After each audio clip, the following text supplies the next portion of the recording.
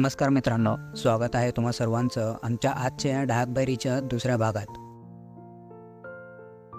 नमस्कार मित्रांनो, स्वागत आहे तुमचं आजच्या आमच्या या ढाकबैरीच्या ट्रेकमध्ये. ढाकबैरीच्या ट्रेकमध्ये आज आम्ही 6 जण आलेलो आहोत. त्यामध्ये अक्षय पाटील हा आज आमच्याबरोबर नवा ट्रेकर पहिल्यांदा आमच्याबरोबर आलेला आहे. अरे हाय मी म्हणलं हा ढाकबैरीच्या ट्रेकसाठी सँडल घालून आलेला आहे. ठीक आहे, हे हाडाचे ट्रेकर आहेत भूषण भाई, त्यांचं काय नाही. नंतर ना श्रीधर आहे, श्रीधर आपल्याबरोबर राजमाचीला होता ह्या अगोदर. नंतर ना ओमकार आहे, हा आपल्याबरोबर सुधागड आणि अजून एक कुठलं तर ह्याला लिंग्या घाट 2 ऑर्डर ह्याच्यासाठी. नंतर ना भूषण भाऊ आहे, भूषण भाऊ आपल्याबरोबर सुधागडसाठी होते. एकमेव ट्रेक आपण एक साथ केलेला, त्यानंतर आज मुहूर्त लागलेला आहे ढाकबैरीसाठी. आणि आमचे आणि आपल्या यूट्यूब फॅमिलीचे सगळ्यात आवडते तन्मय मोरे आपल्याबरोबर आला आहेत. बऱ्याच दिवसानंतर आपल्याला सौभाग्य लाभलेलं आहे त्यांच्यावर ट्रेक करण्याचं. तर मित्रांनो, ढाकबैरी ट्रेकला जाण्यासाठी इथे जे कोंडेश्वर मंदिर आहे त्याच्या बाजूने असणाऱ्या मार्गाने आपल्याला पुढे जायचे आहे. ढाकबैरी हा कामशेतजवळील जांभवली गावाजवळ कर्जतच्या डोंगर रांगेमध्ये 2700 फूट उंच असा हा गिरिदुर्ग प्रकारातील किल्ला आहे, ज्याचा उपयोग टेहाळणीसाठी केला जाईल. लोणावळ्याच्या उत्तरेला 10 मैलांवरती असलेल्या राजमाची किल्ल्यावर वर्षभर दुर्गप्रेमी जात असतात. मात्र याच राजमाचीजवळ निर्भीड अरण्यात असलेल्या बुलंद आणि बेलाग अशा ढाकच्या किल्ल्याला फार कमी जण भेट देतात. यामध्येही बहिरीच्या गुहेपर्यंत जाणाऱ्याचे प्रमाण जास्त आहे, पण ढाकाच्या किल्ल्यावर फार थोडे जण जातात. तर मित्रांनो, रस्त्यामध्ये झाडावरती असे पाट्या लावलेल्या आहेत किल्ल्यांकडे मार्गस्थ होण्यासाठी. त्यासाठी हे पाहत चला आपण कुठून चाललो आहे. कारण आता तरी एवढं काही झाडी झुडपं नाही आहेत, पण पावसाळ्यानंतर फार अवघड होती वाट. पावसाळ्यानंतर ही झाडी वाढल्यामुळे रस्ता समजणं फारच अवघड होऊन जातं. तर मित्रांनो, झाडांमध्ये हे असे रिबीन पण बांधलेले आहेत बऱ्याचशा ठिकाणी. हे पण तुम्हाला योग्य मार्गात असल्याचे चिन्ह आहे. तो मार्ग तुम्ही फॉलो करा. तर मित्रांनो, तुम्ही बघू शकता इकडं पण असे केसरी रिबीन बांधलेले आहेत. आता उन्हाळ्याचे दिवस असल्यामुळे एवढं काही वाटत नाही आहे, पण पावसामध्ये हे रस्ते समजणं भयंकर अवघड असतं. जून महिन्याचा शेवट जरी असला तरी पावसाने अजून हजेरी लावली नसल्या कारणाने ऊन सावलीचा चांगलाच खेळ आज पाहावयास मिळत होता. तर मित्रांनो, आत्ताशी आपण 30% पॅच कंप्लीट केलेला आहे. अजून आपल्याला ह्या डोंगराच्या बाजूने जाऊन त्या दरीतून खाली उतरून मग आपण त्या कलकराई सुळक्याच्या जवळ पोचू. तिकडनं आपण पहिल्यांदा भैरवनाथाच्या मंदिरासाठी जाऊ. तो पूर्ण केल्यानंतर आपण मग गड चढण्यासाठी सुरुवात करू रिटर्न येऊन. झाडाजवळ आलेलो आहे आणि इकडनं हा समोर दिसतो ढाकबैरी. आणि आपल्याला इकडनं कोणत्याही मार्गाने न जाता इकडे आपल्याला फिती लावलेल्या आहेत. तुम्ही बघू शकता फिती. तर त्या समोरचा एक्झॅक्टली त्या झाडाच्या समोरचा मार्ग तुम्ही फॉलो करा. रस्त्याच्या दुतर्फा पसरलेली झाडी पावसाळ्यात खूपच गर्द होऊन जातात व रस्ता झाकून टाकतात. त्यामुळे गडाकडे जाणारी वाट चुकण्याची दाट शक्यता असते. इकडेही मार्क लावलेले आहेत जे विजलेले आहेत आणि इकडेही सह्याद्री प्रतिष्ठानतर्फे फलक लावलेले आहेत किल्ल्याकडे जाण्याच्या मार्गाचे. बऱ्याचशा ठिकाणी तुम्ही अशा पाट्या बघू शकता किल्ले ढाकगडकडे. इथेही तशीच पाटी लावलेली आहे आणि ह्या फितीही लावलेल्या आहेत. आणि आता थोडासा गर्द झाडींमधून आम्ही चाललेलो आहे. आपण थोडंसं पुढे आल्यानंतर आपल्याला एक पाटी दिसते. इथे दिसलेलं आहे ढाक गुहेकडे आणि भीमाशंकरकडे. भीमाशंकरकडे जाणारा हा समोरचा मार्ग आहे आणि आपण जाणार आहोत ढाक किल्ल्याकडे. तर चला लवकरात लवकर जाऊया. अक्षय पाटील आपल्याला लीड करतील. आता हा उतरता ट्रेक चालू आहे. पूर्ण तुम्ही पाहिलात तर पूर्ण असा उतार आहे आणि काही वेळानंतरच पुढे चढण चालू होईल परत. तर आपला काही जास्त पॅच आता राहिलेला नाही आहे, मोठा संपत आलेला आहे जवळपास. खाली उतरलो की आपण परत पुढे एक चढाण आहे, ती चढाण झाली की आपण कलकराई सुळका तिकडे पोचू. आणि सुळक्यापासून आपण जर लेफ्ट साईडला छोट्याशा त्या दरीतून गेलो तर आपण मंदिरासाठी जाऊ. आणि सुळक्यापासून आपण जर राईट साईडला गेलो तर आपण ढाक किल्ल्यावरती राहू. पाहू, पहिला तरी मंदिरात जायचा विचार आहे. मंदिरात जाऊन दर्शन घेऊन तिकडनं परत पुन्हा रिटर्न येऊ, कारण तो पॅच थोडासा हार्ड आहे. एकदा तो पॅच झाला की ऊन तसंही काही वाटत नाही आहे, कारण ढगांची रेलचेल चालू आहे. त्यासाठी ऊन आणि सावलीचा खेळ चालू राहील. त्यासाठी पहिला आपण मंदिरात जाऊया, म्हणजे थोडा फ्रेश असूच तर, आणि नंतर ना किल्ल्यावरती जाण्याचा आपण प्रयत्न करू. तर मित्रांनो, आता जेमतेम उतरता पॅच समाप्त होत आलेला आहे असं वाटतंय, कारण आपल्याला हा मॅप इथे दिसतोय. 30 मिनिटाच्या ट्रेकनंतर आम्ही पोचलो ढाकगडाच्या मार्गदर्शक फलकाजवळ. या गडावर काय काय पाहावयास आपल्याला मिळणार आहे हे या फलकावरती दर्शवले आहे. तर हा मॅप दिसल्यानंतर आपल्याला ह्या रस्त्याने, मॅपच्या उजव्या डाव्या साईडने, लेफ्ट साईडने आपल्याला जायचं आहे. आणि इकडं एक पाटी लावलेली आहे ढाकगडाकडे अशी, आणि हा मार्ग आपल्याला फॉलो करायचा आहे. आता आपल्याला उभी चढण लागणार आहे आणि त्याच्यानंतर आपण ते कळकराय सुळका जो आहे आपण तिथे पोचू. बघा इकडे असे ॲरोही दिलेले आहेत. घनदाट झाडी व पूर्णपणे शुकशुकाट असलेला हा जंगल मार्ग सोलो ट्रेकरसाठी धडकी भरवणार आहे. जवळच भीमाशंकर अभयारण्य असल्यामुळे सोलो ट्रेक करणे टाळावे व खूपच थरारक हा ट्रेक असल्यामुळे गिर्यारोहणाचा अनुभव असेल तरच ह्या गडाला भेट देणे योग्य राहील. तर मित्रांनो, तुम्ही बघू शकता उभी चढाई चालू झालेली आहे आता, आणि थोड्याच वेळात कळकराई सुळका आपल्याला दिसेल. अजून खूप ट्रेक करायचं आहे आणि एकदम चढाई होती ना, त्यासाठी थोडा दम लागला. आता वरती जाऊन जरा सेंटरला बसू ना, शांत वाटेल, थंड. उभ्या चढाईचा हा शेवटचा भाग पूर्णपणे शरीरातील घाम काढतो. त्यामुळे प्रत्येक ट्रेकरने कमीत कमी 2 लिटर पाणी आपल्याबरोबर आणले पाहिजे. ढाकच्या किल्ल्याचे 2 भाग आहेत.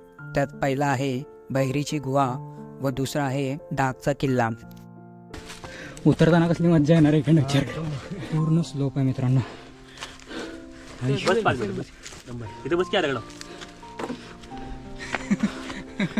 कळकराई सुळक्याजवळ येताच थोडा वेळ विश्रांती घेऊन निघालो मंदिराचे दर्शन घेण्यासाठी.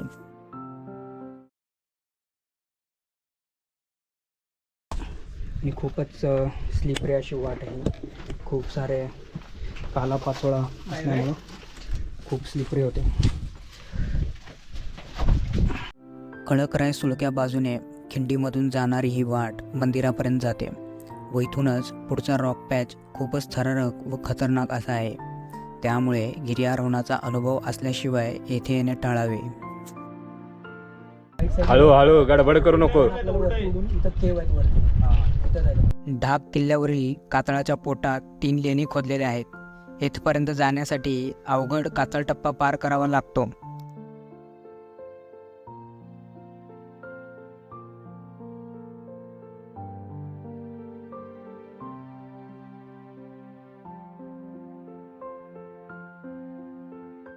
मित्रांनो, आपण कळकराई सुळक्यानंतर आपण जसा पुढे येतो तसं आल्यानंतर आपल्याला हे पहिला केव पाहायला भेटतात. इथे रात्री जर कोणी राहणार असेल तर त्यांच्यासाठी खूपच चांगली उत्तम सोय आहे. आणि आता आपण निघतोय वरच्या साईडला मंदिराकडे जाण्यासाठी.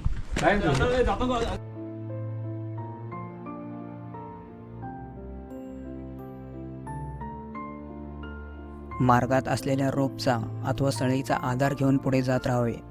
काही ठिकाणी या सळई तुटलेल्या आहेत याची सुद्धा दक्षता घ्यावी. हॅलो का हां नीट नीट पकडते दोरीला. हां तू सळे पकड ते सोड. हां हां तिथं कोपऱ्याला ठेव. छोटे छोटे पावलं टाक बस खाली. हां हां परफेक्ट.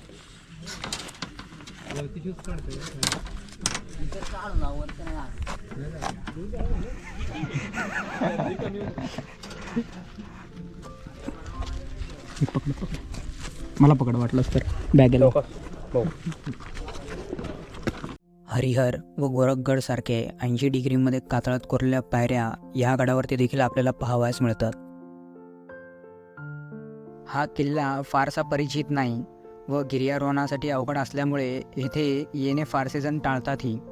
काही ट्रेकर्सना अनुभव नसल्यामुळे येथून पडून त्यांचा मृत्यू देखील झालेला आहे. त्यासाठी जर अनुभव असेल ट्रेकिंगचा आणि गडाची संपूर्ण माहिती असेल तेव्हाच या गड किल्ल्यांना भेट द्यावी. हा गडावरील सर्वात अवघड पॅच आहे.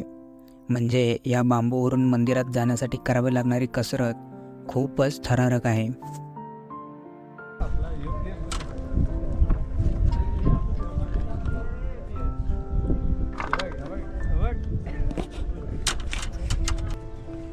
मामा ती दोरीने उतरायला लागला बघ.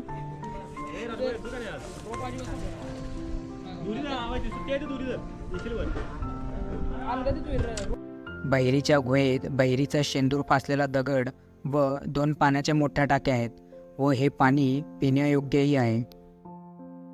पहिला मंदिराचं दर्शन घेतलं व नंतर पुढील ट्रेकसाठी पाणी भरून घेतलं व उर्वरित गुहा पाहण्यास सुरुवात केली.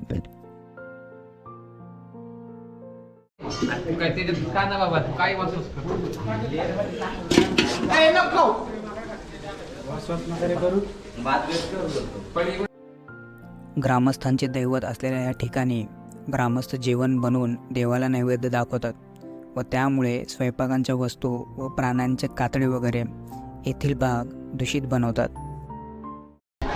तर मित्रांनो इकडं मंदिराजवळ आल्यानंतर ह्या केवमधून तुम्हाला समोर राजमाची दिसते. हा श्रीवर्धन आणि हा मनोरंजन. आणि जर तुम्हाला कॅमेऱ्यामध्ये दिसत असेल श्रीवर्धन आणि हा जो डोंगर आहे त्याच्यामध्ये मध्ये तुम्हाला ड्यूक नोज किंवा नागफणीचा कडा नागफणी कडा दिसतोय.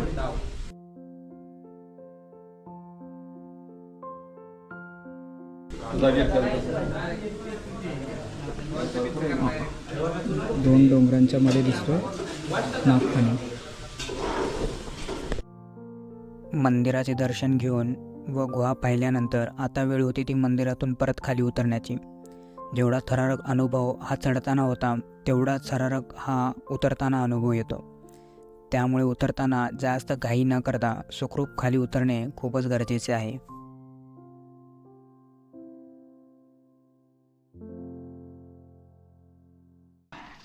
तर मित्रांनो आम्ही कलकराई सुळख्यापासून 11:30 वाजता आम्ही मंदिराला जाण्यासाठी सुरुवात केली होती आणि आता 1 वाजलेला आहे. 1.5 तास आम्हाला लागलेला आहे जाऊन येण्यासाठी. आणि ह्याची सगळ्यात जास्त कृपा तन्मय मोरे यांची म्हणायला काही हरकत नाही. हां 1.5 तासातले तास त्यांनी फक्त फोटो काढण्यासाठी घेतलेले आहेत. टेन्शन घेऊ नको, सगळेजण ओळखतात. किती पण व्हिडिओ काढ त्यामध्ये तन्मय मोरे दिसतेच कुठं ना कुठं. लगेच मी टाळायला शिवनेरीला नव्हता ना तो आमच्याबरोबर. हां हां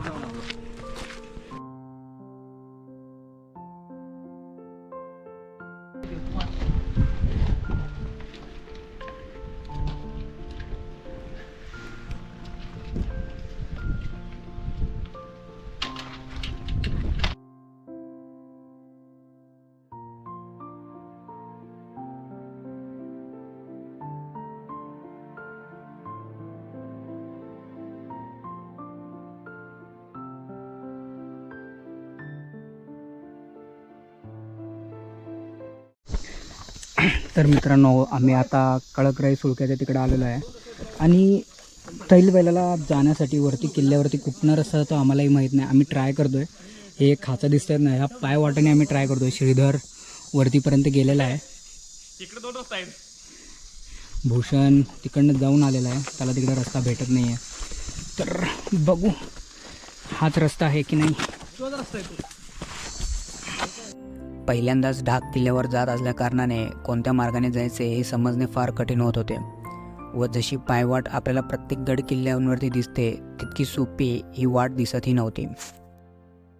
मित्रांनो बघू शकता किती छोटीशी ही पायवाट आहे आणि वा प्रचंड सुंदर अशी दरी आहे इकडे.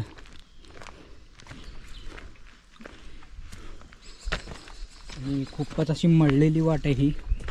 पावसाळ्यामध्ये तर प्रचंड अवघड.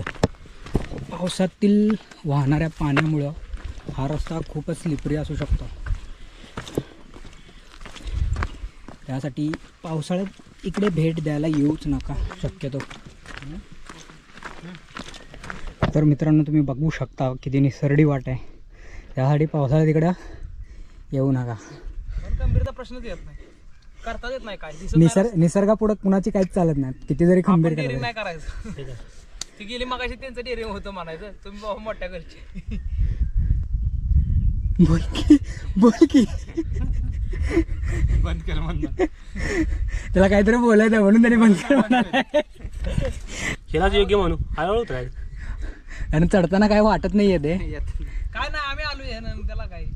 अरे तुझ्या भाऊचा माणूस आणतो त्याला मी बांधून तू घेऊन. महिन्यांदा 6 करतोस, आम्ही 6 महिन्यांनी 1 करतो. खरं काय आहे अरे त्याला पुढे घे, त्याला पुढे घे. पुढे ढकल. श्रीधरा परराज गोळे नागरमुळीचा बुलंद आवा. कशाचा नागरमुळीचा पकडून ये निवांत. दगडाला पकडून ये निवांत. कोणाला काय असं तुला महिन्यात असाच करायला पाहिजे. श्रीधर तेव्हा तुला स्ट्रॉंग मित्रांनो, तुम्ही पावसाळ्यात ह्या ट्रेकसाठी चुकूनही येऊ नका. आम्ही पण हा ट्रेक पावसाळ्यात नाही करत आहे.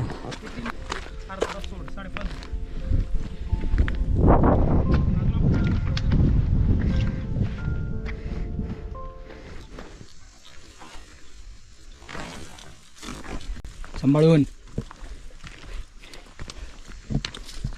खूप भयंकर वाट आहे मित्रांनो, खूपच भयंकर. आम्हाला समजतंय उतरताना काय हाल होणार आहेत आमचे. प्लीज कृपा करून कोणी येऊ नका. शेवटी 30 मिनिटाच्या अवघड अशा चढाईनंतर आम्ही ढाक किल्ल्यावर येऊन पोचलो.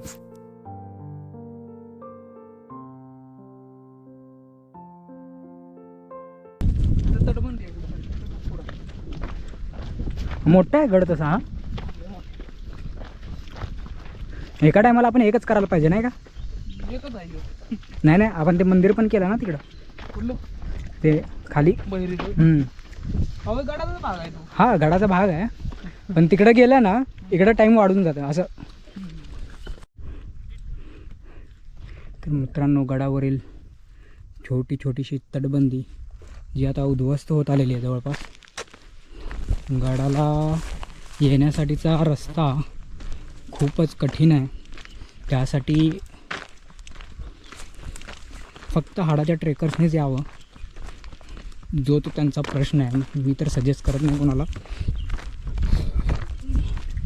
फार कठीण अशी वाट आहे आणि जी सोपी वाट आहे ती जवळपास 4 ते 5 तास त्या तिथे जाण्यासाठी लागतात.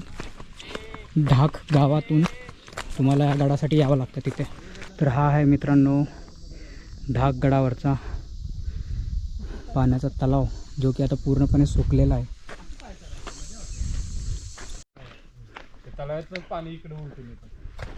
तर मित्रांनो हे आहे मंदिराचे अवशेष. आपण इकडनं सोप्या रस्त्याने जाऊया. उन्हाचा प्रचंड तडाखा व पिण्याच्या पाण्याचा कमी साठा यामुळे प्रचंड थकवा जाणवत असल्याकारणाने छोटी पावलं टाकत मंदिराचे अवशेष पाहण्यासाठी निघालो. खूपच स्वच्छ आणि सुंदर परिसर आहे इकडचा. मंदिराच्या परिसरात असलेल्या या गर्द झाडीमुळे खूपच थंडावा येथे जाणवत होता व त्यामुळे मंदिराचे दर्शन घेऊन काही वेळ येथेच विश्रांती घेतली. फार प्राचीन हे मंदिर असल्याकारणाने मंदिरातील ही मूर्ती भंगली होती व कोणते मंदिर आहे हेही समजणे खूपच अवघड होते.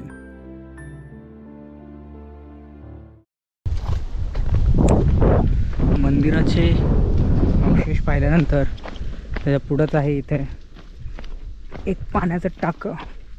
अरे वा, हे काय आहे? पाणी टाक. अरे वा, हेच केलं वाटतं त्याने, है ना?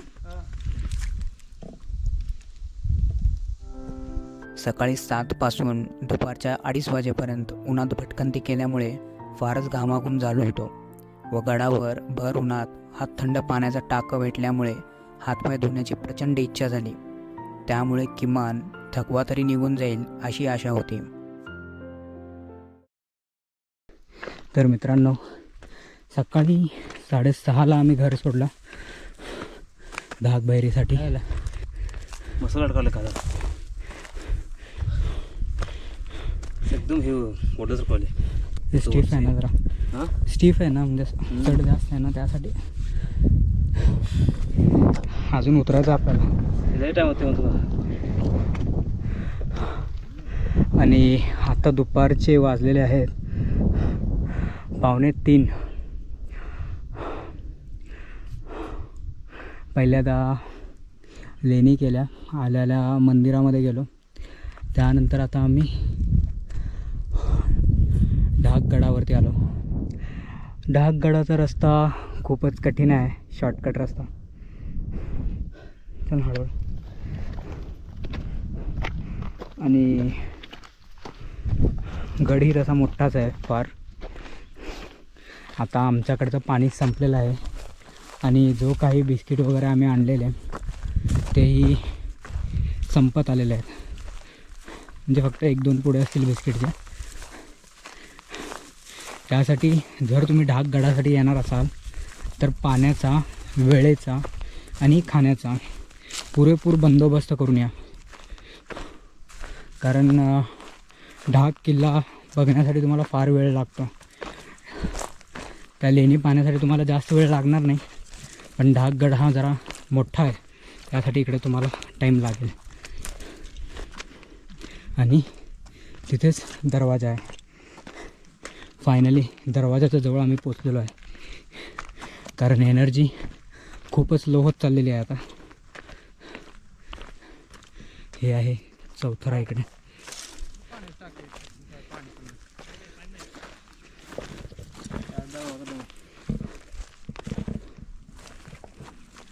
हा आहे तो चौथरा.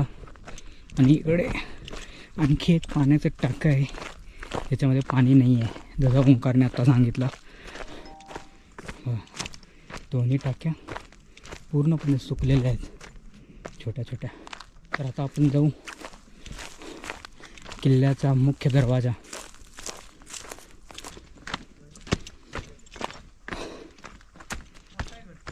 हा आहे गडाचा मुख्य दरवाजा. फायनली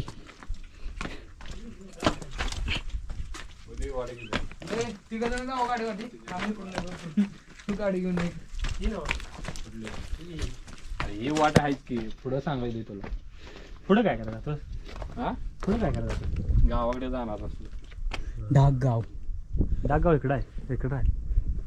ते फिरून जाते नव्हता वाडा अशी. तसं पण 5 तास लागणार नाही मामा, त्या ना हा? 5 तास लागणार नाही. अरे खाली फिरून या वाटेनं गावात जाणार, गावात मग तू असा ये. 5 तास म्हणजे कसं असं जाणार? हे आपण असं आहे तर असं उतरायचं फक्त. तुम्ही म्हणताय का नाही इकडून जायचं, पुन्हा चढायला लागेल. असं सलग गेलो ना आपण. पालापाचोळा चढलेला आपण आता वर आहे, लक्षात आलंय का तुमच्या? आपण चढून वर आलोय. ह्याच आपण वरच्या वर्षानं जाणार आहे आपण. जर पुन्हा आता खाली उतरणार, पुन्हा वर चढणार, डायरेक्ट आपण तिथं जाणार आणि तिथनं आपण खाली पालापाचोळा उतरणार. चढलं ते स्किप आलं करायचं लक्षात. म्हणते ते. चला काय पण करत चला, पाणी नाही आहे बाबा पहिला. चला त्यासाठी मॅक्झिमम 2 तास जातोय आपण. तसं रस्ता असं मी झोपणार उद्या तो तुमचं झोपायचं. 3 म्हणा की. 1, 2, 3. छत्रपती शिवाजी महाराज की जय. कुठं होतं रे? तर अशा तऱ्हेने आम्ही मुख्य प्रवेशद्वारावरती पोहोचलेलो आहे आणि आता आम्ही परतीचा प्रवास सुरू करत आहोत. आत्ता वाजलेले आहे दुपारचे 3. राम राम पाहू. राम राम मंडळी. आम्ही आता तुमचा हा बोल तुला टाकणार आहे मी, बोल, नको टेन्शन घेऊ. तर दुपारचे आता 3 वाजलेले आहेत. सकाळी 7 वाजता सुरू केलेली राईड. बांधा येतं का गोप्रो आपल्याला? अरे बापरे, हा की हा नको, पण आता जाऊ दे. रिस्क नको आला खाली म्हणजे. सकाळी 7 वाजताचा प्रवास 3 वाजता या मुख्य प्रवेशद्वाराजवळ येऊन संपलेला आहे आणि आता आपल्यासोबत रिटर्नचा प्रवास करतो आहोत. आणि आपल्या आशा करतो 1 तासामध्ये आम्ही खाली राहीन गडाच्या. चला श्रीधर, चला निघूया. तर मित्रांनो, आपण तिथेच केवमध्ये मंदिरासाठी गेलो होतो, गुहेमध्ये.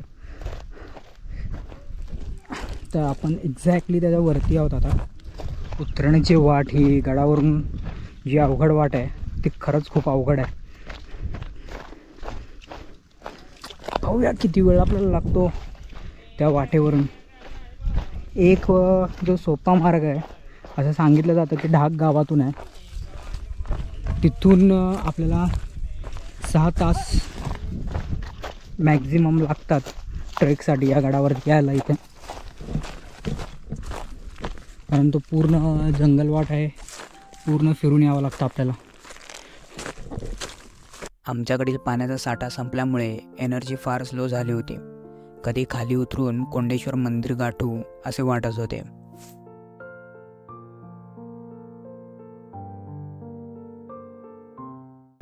तर मित्रांनो, हा आणखी एक चौथरा आहे गडावरचा.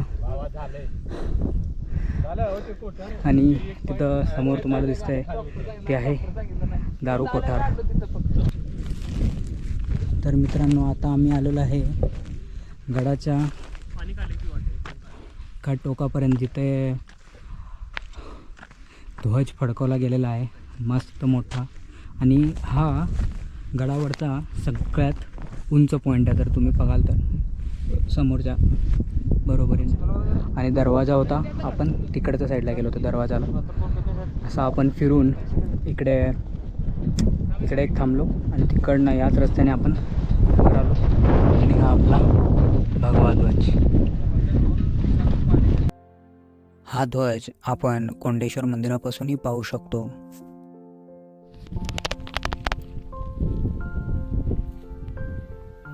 तर हा आहे मित्रांनो मोरगिरी. आणि सरळ त्याच्याच पुढे हा बघितलात तर हा आहे तुंग.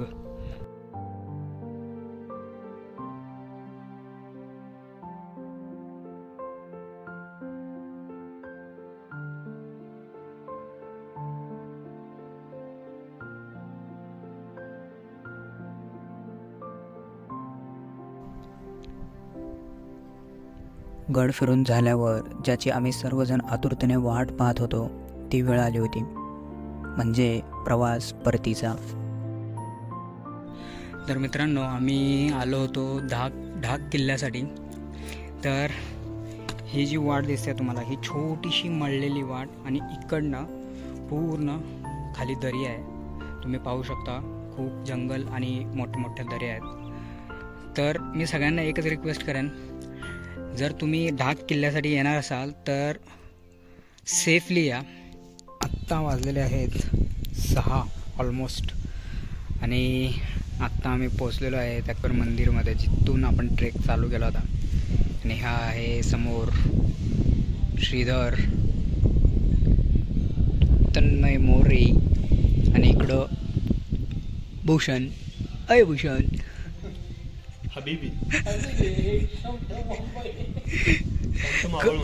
Come to धाकबैरी. आणि इकडे अक्षय पाटील, आजचे ट्रेकर, हाडाचे ट्रेकरचा मान अक्षय पाटीलने घेतलेला आहे पहिल्याच ट्रेकमध्ये. कोण आहे बाबा इंटरेस्टेड बोलण्यामध्ये, सांगा जरा. आणि आम्ही माघारी आलेलो आहोत. किती वाजता? आणि 6 वाजता आम्ही माघारी पोहोचलेलो आहोत. आणि ते संध्याकाळी 6 वाजता आलो. हाड मोडली म्हणाले 6 वाजता 6 वेळा क्रॅम्प आल्या म्हणजे. 600 वेळा सकाळी 6:30ला घरात निघालेले, संध्याकाळी 6ला अजून इकडे आले. हाडाचे ट्रेकर.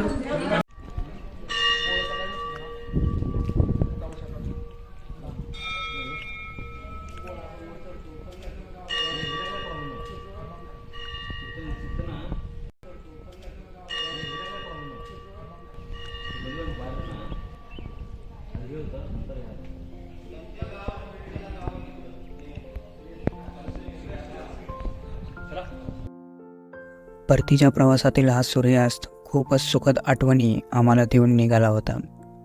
हा नाही करत एकदाचा आज हा ढाकबैरी फते केला. तर मित्रांनो, आजचा हा व्लॉग कसा वाटला आम्हाला कळवण्यास विसरू नका व व्हिडिओ आवडल्यास लाईक, शेअर अँड कॉमेंट करायला विसरू नका आणि असेच व्हिडिओ पाहण्यासाठी आमच्या चॅनलला सबस्क्राईब करायलाही विसरू नका.